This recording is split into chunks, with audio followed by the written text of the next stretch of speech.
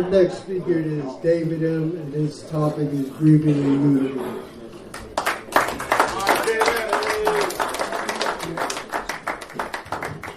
Thanks. Thanks, everyone. Thank you, Phil, for asking me to share. I won't need this microphone. I have an NCO's bellow from way back. So if you all can't hear me back there, turn up your hearing aid. That's what it's really about. Or turn it down. You probably don't want to hear this anyway. Thanks, Jerry. You leave a hard act to fall, I tell you what. I'm sitting there thinking, what the heck am I? You already shared all of this, so I got to think of something else. I need a moment, please. So if you would, please pray with me. The words of my mouth, meditations of our hearts, be always acceptable in your sight, my rock and my redeemer. Amen. Thank you. My name's David. I'm an addict. Brother Phil asked me to share on the grieving and unity piece. I recently, earlier in the summer here, I experienced a rather significant loss, and I've been wading through that. Some of you guys have seen me in my less than spiritual moments and just really, balled up and whatever. But I guess Phil had asked me because that's where I am. I'm right in the midst of mourning, and but all of us at one point or another have experienced a loss of some sort. And one of the things that it keeps bringing me back to, and I'll get on to that loss in a moment, but one of the things that keeps bringing me back to is, I dabbled in various substances when I was a kid, and then eventually when I got to the end, it was more yours and free.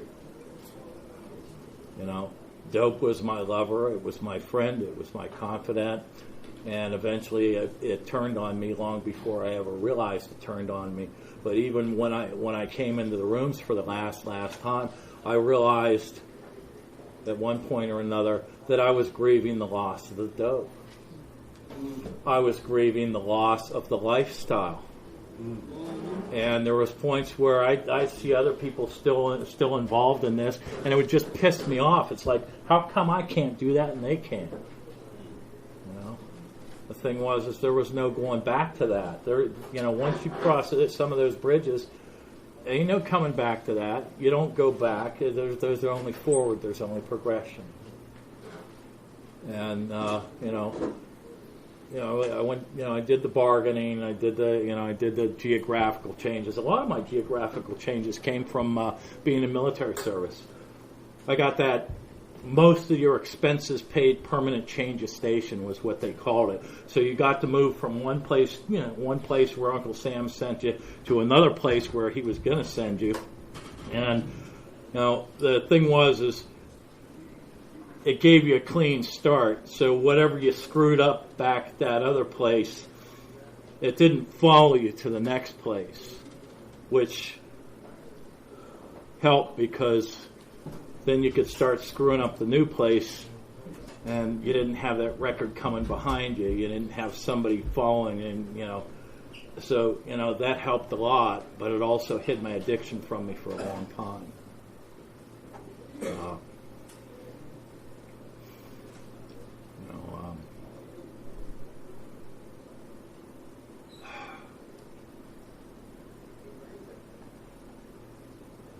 But it doesn't hide it for long. And that trip keeps getting shorter and shorter. And, it's like the next run, it's kind of like you get that breather and then the next run and the run gets shorter and more intense. And, eventually I came in the rooms, and I came in mainly to get the first sergeant off my back. And I was telling someone earlier, my best thinking, they tell you your best thinking got you here to NA. My best thinking didn't get me this far. My best thinking got me to our predecessors, and I thought I was home. But once I got some additional assistance to find NA, because I didn't know NA existed, but once I got the assistance to find NA, I realized that instead of being at home, I was really at my uncle's place. Because the guys there, they would tell me, we don't want to hear about your getting high problem. Take that shit down the hall. I didn't understand that, but when I got here, people were talking about, wanting to get high and this and that and the other thing, and I'm hearing people telling my story. And, that was a blessing.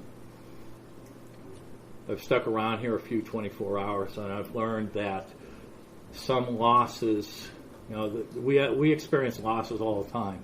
Some losses, though, are necessary. They're absolutely necessary in order for us to grow. The loss of the dope, the loss of the substances, was one such loss. I had to let go of that if I was ever going to grow towards anything in anything, or grow in recovery. To grow in learning what it is to be a brother to another man. To grow in a relationship with the God of my understanding. I needed to let go of all that. One of the neat things about as we work at steps, we talk about surrender in that first step, right? We surrender to the powerlessness of our addiction, recognize that our life is unmanageable. Okay. I learned that we were powerless over a lot of things, but I surrendered there. But each step we take, we surrender a little more, and we surrender a little more. When I say, when you think about it, you start working that second step, you're asked to keep an open mind. So I have to surrender my closed mind because I think I got this and realize I don't.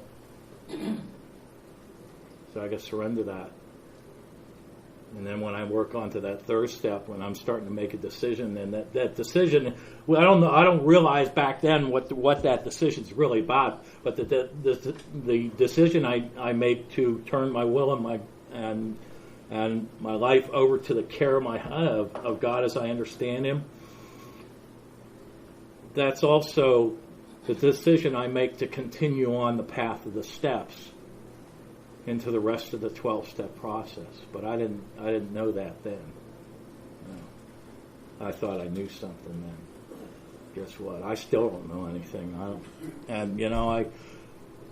I heard someplace, and it actually wasn't in rooms, it was from somebody else. He told me that I don't know is a good place to start. Today I believe this, that I don't know is the best place to start. Because when I don't know, and I truly, honestly don't know, and I'm willing to admit that and throw that out there, that's when I truly surrender to something new. And I open my heart up, and I open my mind up, and I open my ears up, and my eyes and all my senses, and allow it to come in. But until I do that, it's just another one-arm surrender. We know where that gets us. But it's once we do that surrender, I know the last time I formally worked a first step, I got to that place of realizing how empty I was. You can be fully empty in recovery. And it's a real lonely, real dark place. But I realized in order for me to grow, I had to get to that spot. Because once I get to that spot, that's when I'm hungry enough. 2, I'm ready to abandon all everything to the wind. I want this. I'm going to chase it. And having that prepares me to make that second step and get on that path that I so desperately need to be on and want to do it. And that second part, and want to do it, is the more important part. And it's, each of the steps, if I really do a thorough job, and it's going to prepare me mentally, emotionally, spiritually to take that next step. And I'll be willing to let go. I'll be willing to surrender a little bit more, a little bit more, a little bit more. And that's every bit of what it is. There's some losses we experience in here, and you wish you didn't have to experience that loss.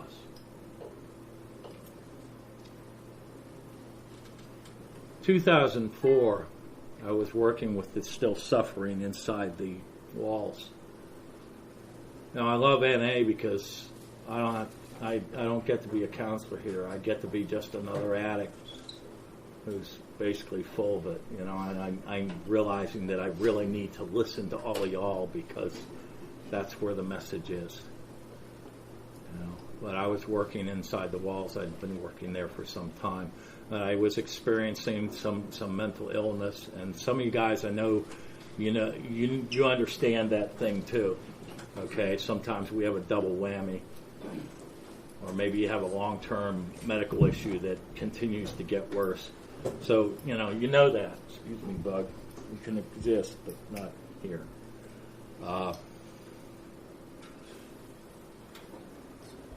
But over a period of 2 years, I was slowly really losing it mentally, emotionally, and eventually I was on the verge of losing my job. I'd maintained my recovery, I hadn't used, but I was experiencing hallucinations, both auditory and visual, and I was losing my mind. I'm 10 years into recovery, and I'm losing my mind. I don't know what's going on. Okay. I had 3 sponsors. At the time, the sponsor I had, he was moving to Kansas. And he suggested, because I was a real basket case at the time, he suggested that I needed a local sponsor. And it pissed me off. So I knew that he was right. It is what it is. But I spoke with this guy. I'd met in the program probably a year. It had been a year or a little more prior to that, maybe a year and a half. And he had introduced me to a form of spirituality that was certainly not on my main path. But we'd prayed together for about a year or so. And this was through his culture that he'd introduced me to. And it occurred to me to ask this guy to sponsor. I can recall sitting in the basement of his old house, and he had one question for me. He said, "Why should I sponsor you?" I didn't know what to say. I didn't have a clue what to say. And I opened my mouth, and the words "we're spiritually connected" come rolling out. I kind of thought about that for a bit, and yeah, okay. And he said, "I'm not going to call you. In other words, if you want what I got, do what I do." But he crawled down in that deep, dark hole, that dark, uncharted abyss that I was in, and he helped me find a way out. And he introduced me to a culture not my own, a spirituality not my own, but something that I've learned to be able to integrate with my own and with Narcotics Anonymous. I've been to his kids' weddings. I helped one kid. I helped one kid escape a bad marriage. You get to know, and you work steps with, and you learn what family's all about. I don't say the guy's name because he followed a native road. I don't say his name because it's believed that during the first year of his passing, you don't say his name because it's going to confuse his spirit in the spirit world. Okay, so I don't say his name. Some people, well, next year I'll say his name. But he used to share a phrase with me. And it's about the interconnectedness of all things. It's Matakuye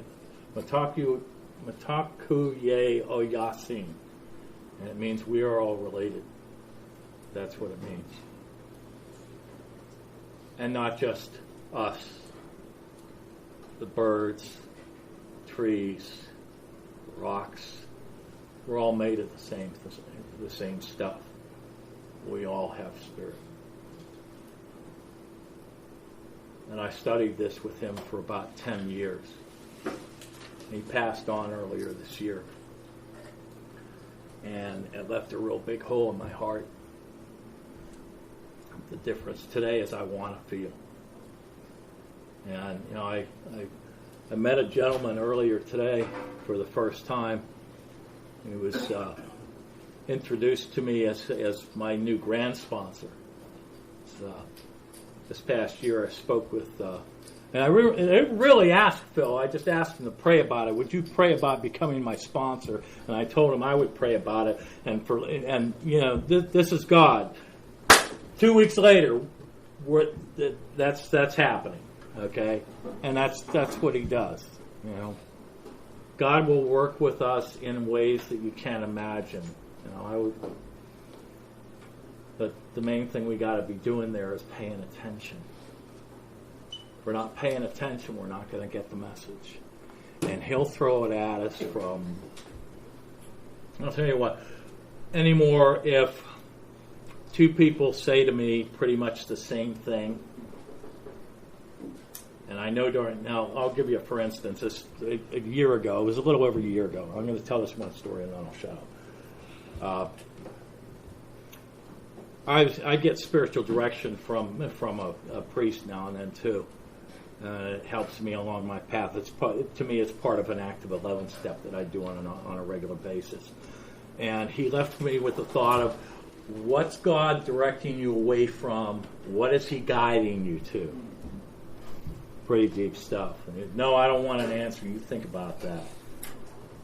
Now, I was getting prepared to go on a canoe trip. And I'd been on it a couple of times before, although it had been a year. I skipped the year that my dad passed. But first night of devotions on this canoe trip, here's this guy. He's leading the thing, and he says, what's God guiding you to, and what's He directing you away from? Well, wait a minute. Okay, now I know these two guys, they don't get together and say, hey, how can we fuck with Dave? They don't do that, okay? They don't even know each other. And the thing is when that kind of thing happens, one, God's winking at you. He's also preparing you because He's got something He wants you to do. Now, there was another recovering addict with me on the trip that year. It's the first time that ever happened, okay, for this particular trip. And he was pretty fresh. He'd been clean 6 or 7 months, and his full range of emotions was just starting to come back. And he was squirrely as hell. Now, I was not on my meds last year, so here's bipolar and into a manic episode while he's out there, right? So I'm just wired for sound, he's wired for sound, and everyone else around us like, oh, shit. But, we had meetings out there. Dude took a second edition with him. I had a Living Clean book, and we had meetings, impromptu meetings out in the middle of the woods and lakes of northern Ontario. Okay? And, the leader of the group sat in on us. And took in, and a couple of campers sat in too. And then a couple of days later, the leader of the group says, hey, my wife runs the United Methodist Church over in New Florence, PA, and she wants a meeting there. That's God speaking to me. I did start the meeting. Now it failed. It went strong for a while, but it also failed because I got in the way. My ego got in the way. My self-will got in the way. And when stuff like that happens, we trip all over ourselves and we lose stuff. But, we can share our losses together and we can share our victories together. Thanks for letting me share.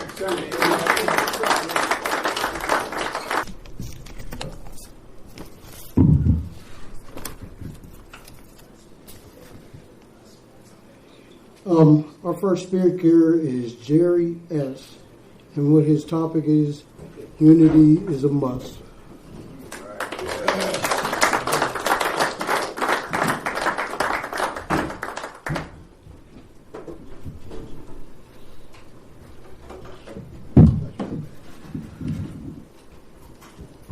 Okay, can y'all hear me? Yeah. My name is Jerry, and I'm an addict. Hey, Jerry. Yeah, I wasn't scheduled to speak, but I think I do carry a few things in my heart from day to day to keep me connected to the rooms of Narcotics Anonymous, and I hope to share some of them today. I prayed. Pray a pretty simple prayer that God just kind of opened me up a little bit, and just one person can be touched and realize that a day at a time they don't have to use. Then I've done what was asked of me. I want to share a little bit about the disconnect and why it was so important to get an understanding and an experience around unity. And I kind of found out later, that it was a must type of thing. I've always been a loner. I'm a loner in recovery to a big degree. I walked by myself. I pottered by myself. I caught with people, still felt a little alone. And I describe myself as this little kid with his hand in the fence, looking through the fence, watching y'all play ball. But there's something between me and you.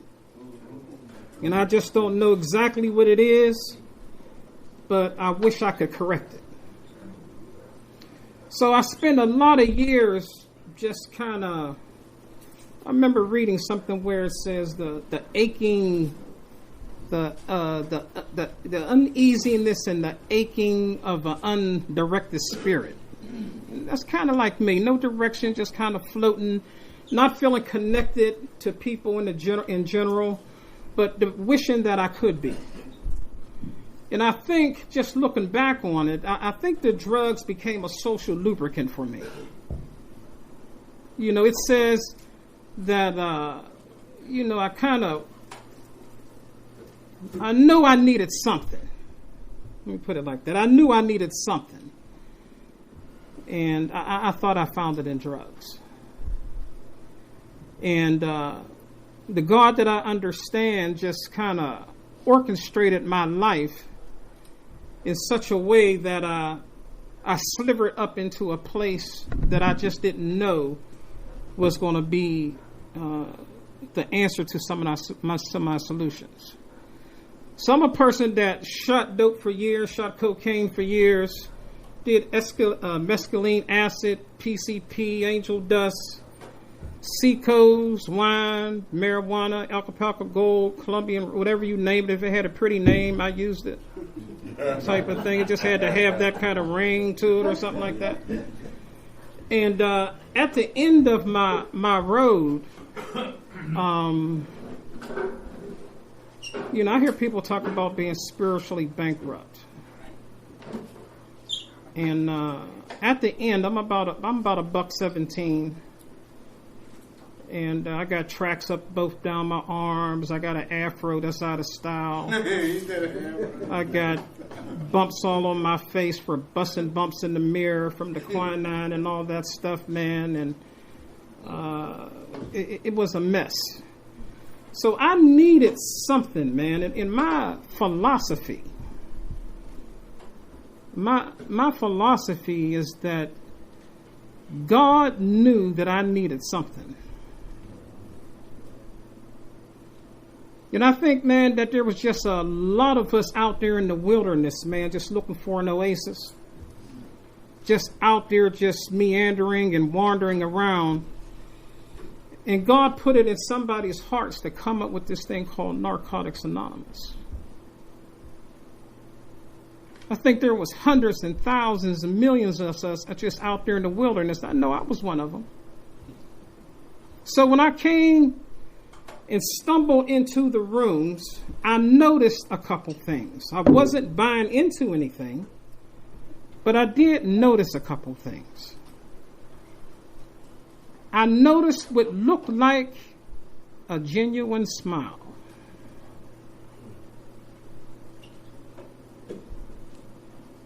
Seen some people that was laughing, and I was laying back in the kizzy cut playing deep third. But I'm looking at y'all, man. I really am. I'm trying to see, is y'all telling me the fucking truth? I hear y'all saying I got a day clean, 30-day clean, 60-day clean, 90-day clean, 6 months clean, a year, 2, 3, 5 years clean. But I just want to know, is you telling the truth? Because if you are, then you doing something I ain't never been able to do. I chose a guy to be my sponsor because he hugged every single person in the room with a smile. And he done things for me that I knew I was incapable of doing for another human being. Real simple stuff. But people seemed like they was kind of connected to each other.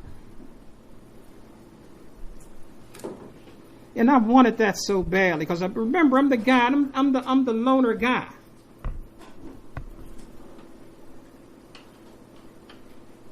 So I stuck around long enough so that the jitters could be lessened. I went and let people take me to McDonald's and all them kind of places after the meeting, and just sat there long enough until the dis-ease become lessened. And when I stayed around a little bit longer, somebody said, man, you want to go to a convention? I'd be like, no, man, I ain't got no money. Yes, I ain't asked you got no money.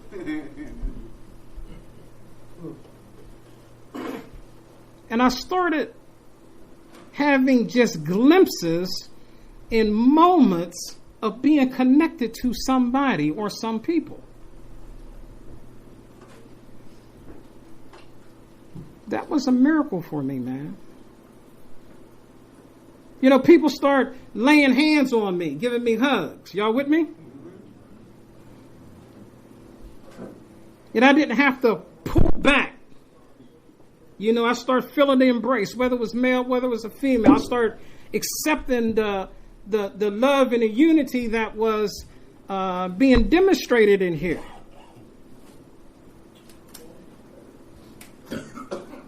And I start being conscious enough to hear people speaking a different language.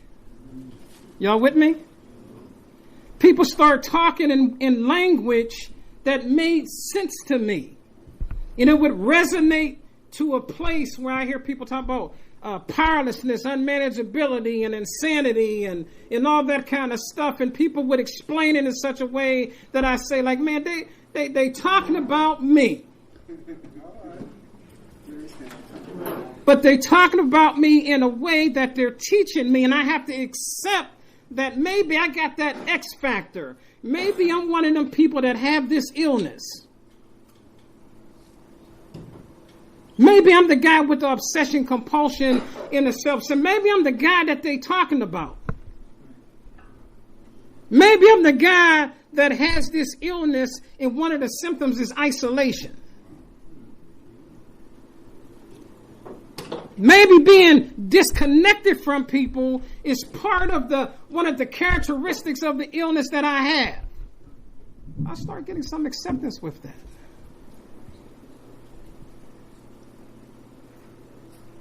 I heard Jimmy talking about earlier about jumping in a truck or going somewhere. Man, it wasn't nothing for us to be 5, 6 deep, 7 deep in a car going to a meeting.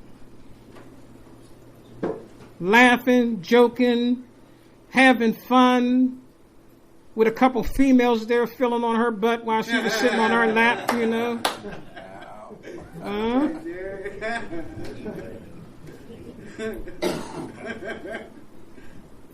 It's a blessing to be part of Narcotics Anonymous and to experience that principle of unity, feeling connected. Now, when I was praying, I always pray pretty much the same prayer. I asked God if God could use me to touch somebody, even if that person is me. Because sometimes if I'm open, I think that God can work through me, but sometimes I think the information is for me, if that makes sense. The reason I'm bringing this up is because I say for about the last 3, 4, maybe 5 months, I haven't been in the unity that I need to be. The clean date is July 26, 1986. And I've been around for a minute, and sometimes I've been so busy with working and doubling up on jobs and trying to make money. I want to retire, but I need some money to pay off some bills so that if something happened to me, I don't leave my wife and she got all these bills. I'm working. But I'm not making enough meetings. Y'all with me, man? Sometimes, man, like I'm 66 years old, man. Sometimes I'm literally tired, man. I'm literally tired. So I say if I hustle, man, I can go ahead and make it to the meeting, but I won't make it. Or I'll get home at 8:30 or 9:30 or something like that, and I just won't go. So the topic is for me right now. Y'all with me? I understand that. Now, I understand that God works through you, but I understand God works for you and speaking to you.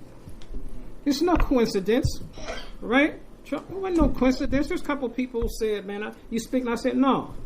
But they say they saw me speaking.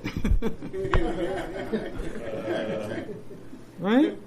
It always happened like that because the unity, we're connected now, man. We're connected now. See, I'm connected with some brothers, man, that if I'm in error, I automatically think about them.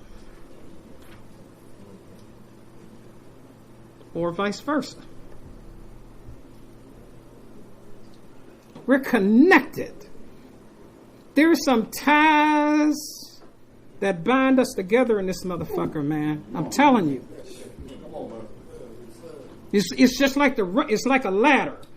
If I'm on this one pole and you on that one pole, it's hard climbing up that motherfucker. But if you got some ties that bind that motherfucker together, we can get some work done. We can do some climbing up on them steps. I'm telling you. Listen, man. My sponsor's only brother died. So when my only brother died, I knew I could stay clean. Rich, Kevin, Erie, right? Buffalo. But you spoke in Erie. Yes, sir. That's where I remember you from. Right? So when his only brother died and he stayed clean, when my only brother died, what did I say? I can stay clean. With all the pain, the hurt, all that. So when his mama died, my mama died.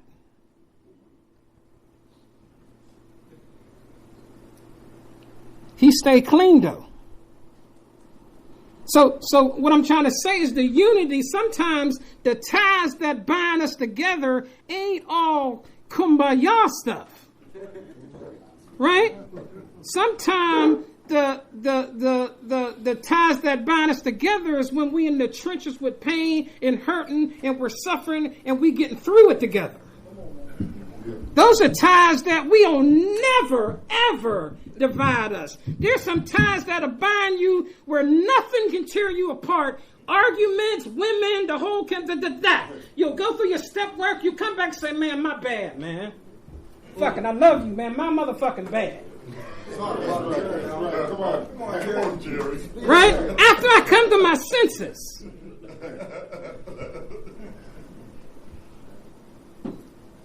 ain't nobody in the program that I stay mad at for over a couple seasons or so. I might be pissed about something, but when I come into my senses and I realize that me,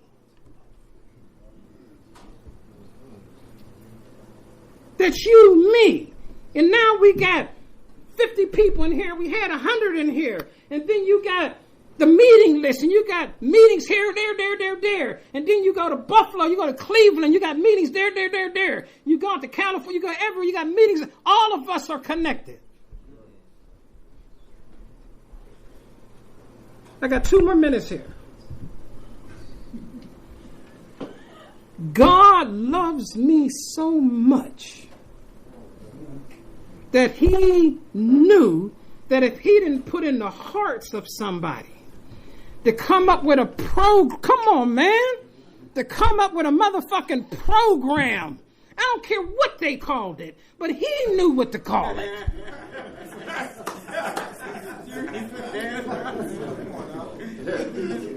He said, man, I gotta help these motherfuckers, man. He said, cause if I let them to continue to be on the planet and do the things that they do. Are y'all with me, man? He said, I gotta create something that's unifying. I gotta get them to speak in the same language. Y'all with me? But it has to be relevant to their pain and their healing. Right? So now we traveling the country, cross state, being healers. Come on, man. Unifying a brother at this meeting, unifying a brother in that scene, bring the brother into the fold here, talking to a newcomer here, bring them into the fold. It's a must. In each and every one of us, it's your responsibility, but you owe yourself to get clean. You owe it to yourself. And the last thing I want to say, that when you get clean, it ain't just for you. There's people in these rooms and people in their active addiction that can only hear your voice. You gotta get clean because it ain't just about your ass, man. There's people out there suffering that need for you to get clean so they can hear the message. But they only can hear you. Am I lying, man? Yes. That's why people be flocking over to Kevin. Only heard him once. Now it's up there.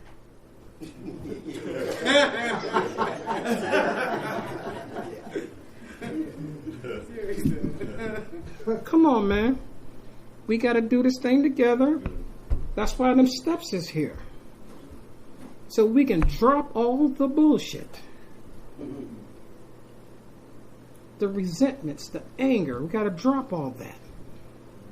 And underneath all of that stuff is love. You ever been with a woman? Loved her last year's 30 draws? Something happened? You think you hate her? But you don't hate her. You just needed to work through the feelings to get to the bottom layer to find out that you still love her. Because love don't have no opposite. Real love don't have no opposite. You just mad because you still love her ass.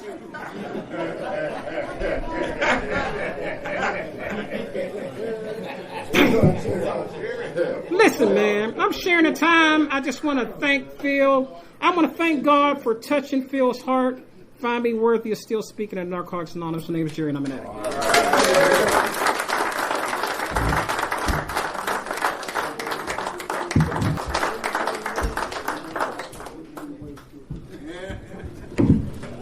Our last speaker is Nate W., and his topic is living and enjoying life.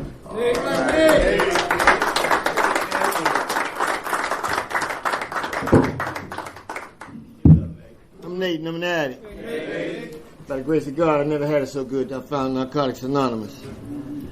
Oh, man.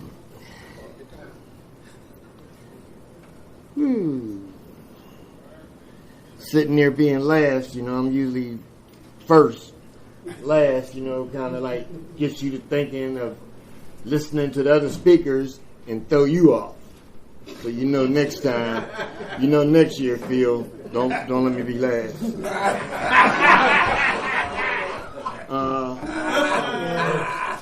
Look here. Living and enjoying life. I used to think I was living and enjoying life when I was out there pimping, selling drugs, running around in all these new cars, pocket full of money. I really thought I was enjoying life. Till I had the downfall, like we all do, but I thought I had the life, man. I thought I was the shit. I came in here thinking that I was the shit. Because when I came around in 85, see, my clean day's 10 Halloween 85. Ain't that something I got tricked on trick or treat? But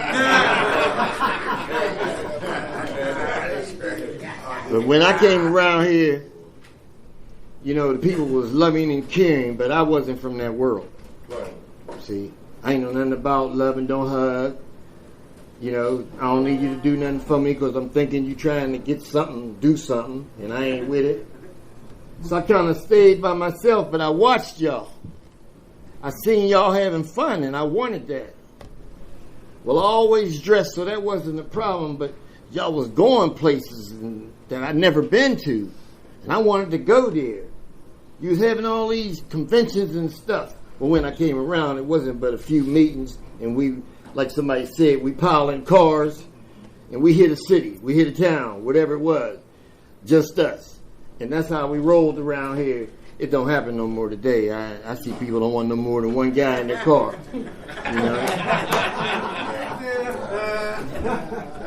But I mean, hey, it changed the times, I guess. But we used to do all of that, man. And I had fun doing that. I done had fun doing everything in Narcotics Anonymous. Somebody come in here and talk about they ain't happy. That's bullshit. There's something wrong with you. See? Because, I mean, I was like a loner at first till I start seeing and getting confidence in myself and doing things that I went buck wild in here. I went buck wild. I ain't bragging. But like I've been around here Halloween to be 32 years, I done had a whole lot of shit going on. A whole lot. And I see people in here that know me, know I ain't lying. Which I can't lie up here anyway, because they'll call me on it on the phone. You lied about this motherfucker. So, it don't work like that. I mean, I did some things. I never brought drugs to Narcotics Anonymous. I done brought pistols in here, though. When I first came around, I didn't know y'all. And I didn't want to know y'all. Because you wasn't like me. And I carried a pistol in the front, 45, and one in the back. And they would say, take your weapons, all weapons outside. I'd take the first one outside and make sure wasn't nobody looking and hide under the brick. And I'd come back. I did that like for about 6 months. Then I started just leaving them both in the car. And I found out that you people wasn't out to hurt me. And I was having a good time around y'all once I started giving out information on getting your telephone number, you getting mine, you calling me, checking on me, you taking me places. I was having fun in here. I was having fun. I really was. You was telling me about the step work, but I played you off on that. I was like, that ain't for me. That ain't for me. Because, see, when you pass that, when you used to pass the reedies around, I'd throw them across the room and hope you got smart so we could box and I could see how good you were. I used to do that, didn't I, Jerry? But see, I couldn't read, and that was my defense, to throw this shit across the room. Now you're going to say, man, why you, and then whop, whop. You know, now y'all know who I am. Okay, I ain't fucking with him. I used to do this kind of stuff, man, because I didn't have confidence in me, see? And like I said, I couldn't read when I came around here. So I had to have a defense for your offense, and that was it. You know, I heard somebody say cream puff, but I ain't no cream puff. And I ain't soft neither. But I ain't as bad as I think I am. How's that? I'm bad, but I ain't as bad as I think I am. You know what I mean? So I had to come down off of that mountain, man, thinking I was the shit, and blend in with you people that was doing so much good things, having so much fun, loving each other. Y'all taught me all this, because I ain't come in here like this. I came in here, all I need is me. I don't need none of y'all. I came in the door with 2 Cadillacs, pocket full of money you couldn't fold, gold all on me. All I wore was suits and gaiters and no shirt. I didn't need a shirt. My gold stood out. It was my shirt. It was my shirt. And the women like that shit. They say, where you going? I said, I'm going to a meeting. They say, a meeting? I said, yeah, I'm going to the NA meeting. You know, because I didn't know nothing else but like that. Today, you know, it's a little change. I can dress down, as they call it. You know, it's starting to get good to me, because it's like I got everything. Just put some shit on and go on about your business. You know, and that's what I do. And I go places and I have fun, man. I had a birthday in July. I had this chickie poo, right? She was supposed to hang out with me and shit. We going to Red Lobster and shit. I go to pick her up and she canceled on me.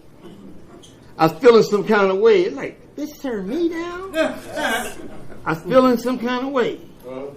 But I said, fuck it, I'm going by myself.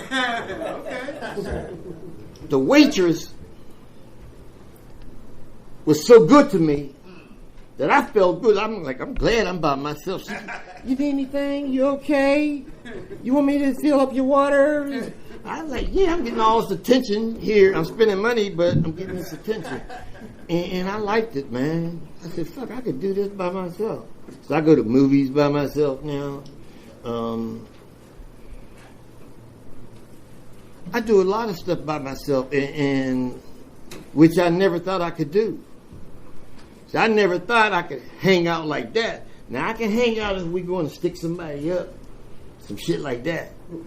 But I couldn't hang out just, come on, I'm going to use you this time, Phil. Come on, Phil, let's go to a meeting. Fuck that. You know, I couldn't hang out like that. But I found out I like that. Come on, Phil, we go to the meeting. Okay, Phil, look, let's go eat. You know, Phil, let's go to the movie. Phil, I'll pick you up tomorrow. You know, that's shit that I never thought of doing with no man.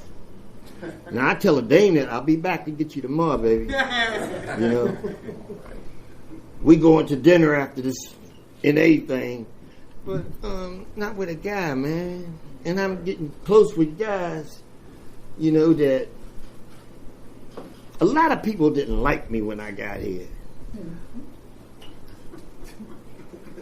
What you doing, Larry? They didn't like me. I had my style, man. I was fatally hip, totally cool, all the way. All the way. And they didn't like that. I'm telling you, I had the women, and I ain't the guy to pay. I had the women. I had them from the look, the gangster shit I talked, the cars I drove, the way I dressed. Nate the loan shark, Cadillac Nate. You know pimping Nate, trying to pimp it in there. You know Nate that'll lend you the money and chase your ass if you don't give it back. Nate with the gold. That was me, man.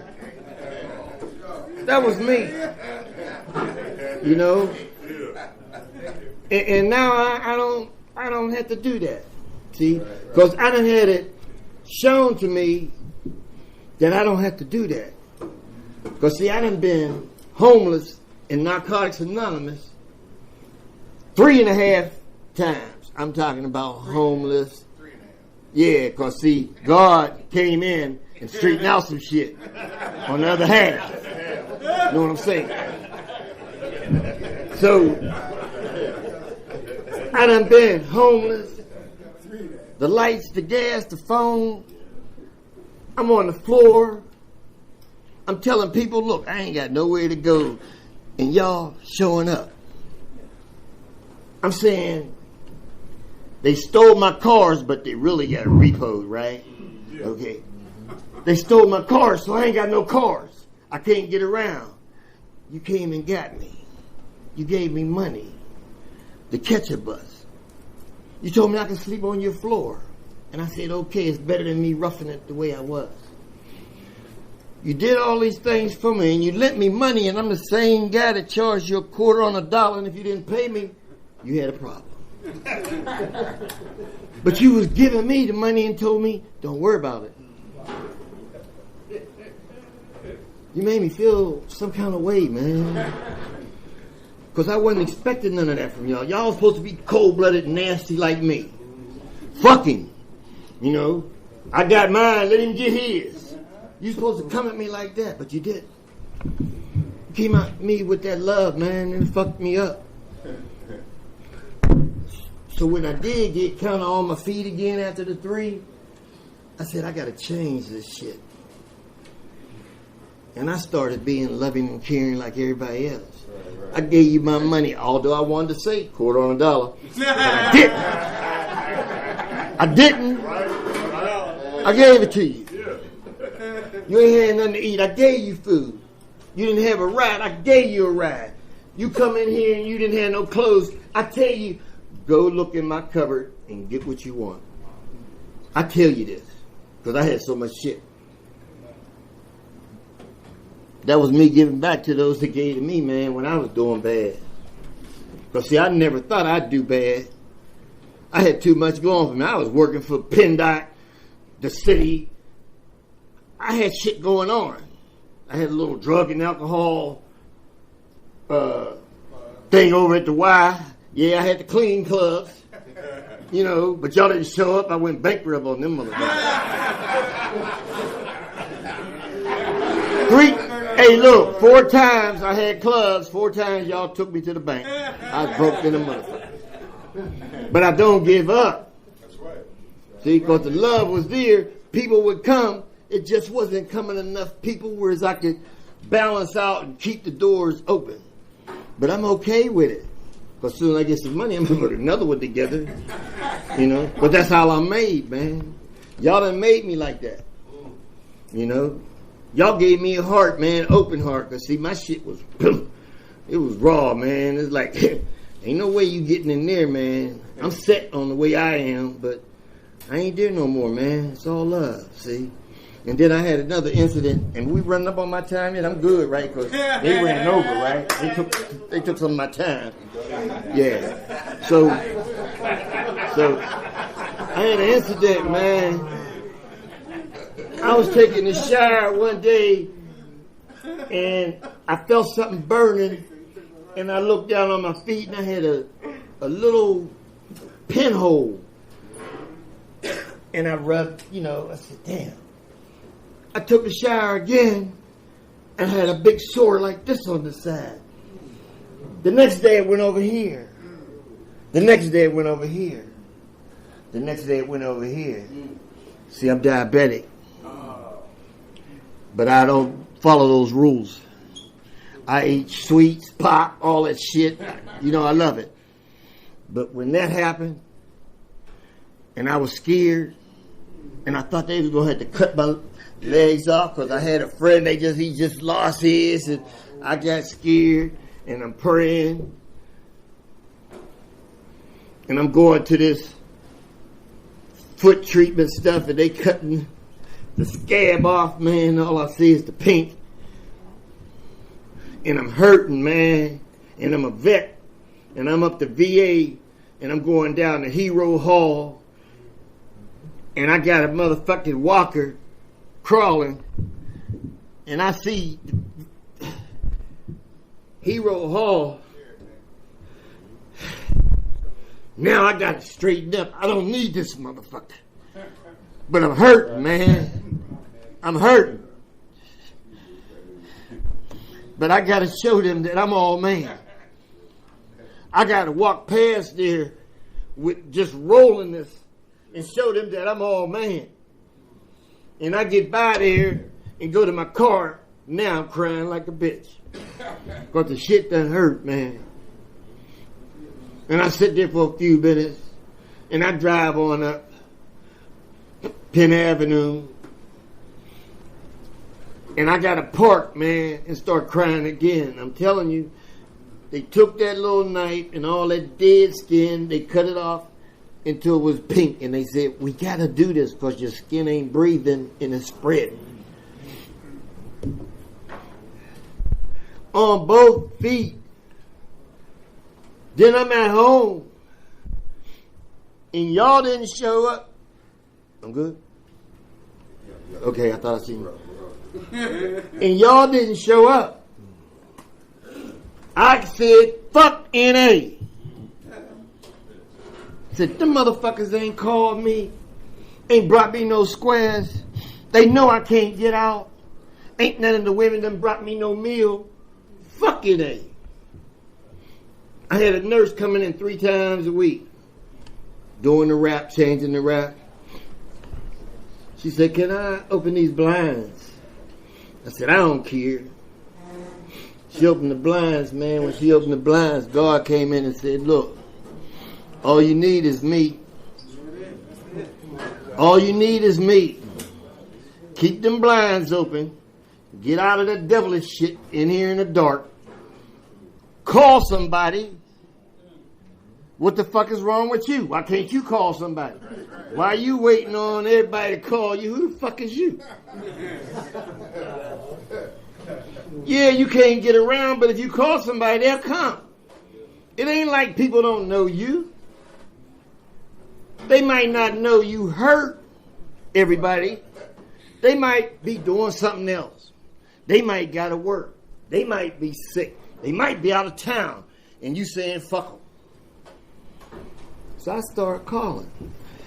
Hey, Bob, can you come and get me? Love you, man. Love you too, Bob.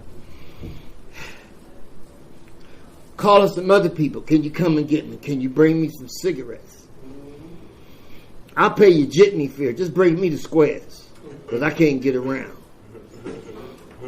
I was doing these things. I was communicating. I let it God in instead of the devil, because the devil had me where y'all wasn't shit. Yeah. I don't even know how the fuck I'm in NA this long and shit. Soon as I need them, they ain't there. But you was always there. It was me. You know how they say we turn our back on God? I turned my back on y'all. I'm thinking, man, how they did me. But y'all didn't do nothing but be yourself. You was there if I'd have called you. You'd have came if I'd have asked you. You'd have stopped at the store, made me a meal, or Bill, you'd have cooked me one. But see, I didn't use that.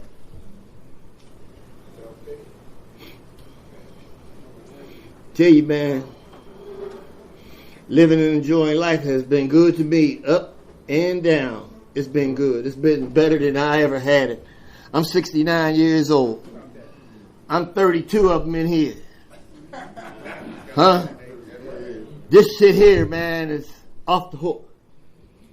This is off the hook, man. I mean, that was a bad day thinking that they're going to cut my feet off. That was the worstest one I ever had in here. Homeless and all that shit for years. Ain't got nothing on me. You know? I'm enjoying this, man. I ain't as wild as I used to be. Because I've been coming here for a long time. But I ain't as wild. One of my predecessors told me, Nate, you've been around a while. Just sit back and watch the movie. And that's what I do. I sit back, watched the movie. Somebody asked me to speak, okay, because I don't say no. I wasn't taught to say no, so I do that. And I watched the movie. And I be seeing me and some of the people, I like, yeah, man, I did that. And I watched, this is the next movie going to do. I already know. You know what I'm saying? I already know. And I'm enjoying this, man. I'm enjoying this. I'm a shit to help somebody else because I can't help myself no more. My shit ain't right, man. Fuck that. My shit's gone. Alright? Now what gets me on it is I got heart problems and I'm diabetic. So I got 2 strikes already on my ass. So the shit don't work, but I was like, I'm one of them motherfuckers that said, shit, my shit don't work, man. Fuck it. You can take me out of here. You ever heard that? You ain't heard that one? Huh? That's where I was at, man. I said, fuck, man. And then I started thinking, I said, motherfucker, you done did a lot of shit in here clean. That's just 2 strikes against you.